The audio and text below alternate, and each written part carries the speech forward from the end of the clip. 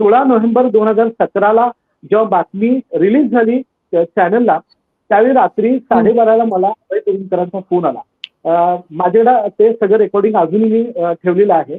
त्यामध्ये त्यांनी मला सांगितलं, त्यांचं संभाषण असं होतं, की "हॅलो, मी अभय कुरुंदकर बोलतोय." मला हं. डोक्यात माझं नाव होतंच. मी फोनवर लगेच त्यांना उत्तर दिलं, की "हां सर, बोला काय म्हणताय?"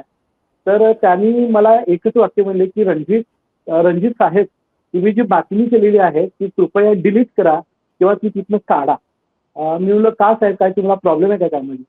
तर ते म्हणले, की "नाही, तुम्ही जी बातमी दाखवली आहे तसं काही घडलेलं नाही आहे आणि तुमच्या हं. बातमीमुळे मला अटक होण्याची शक्यता आहे."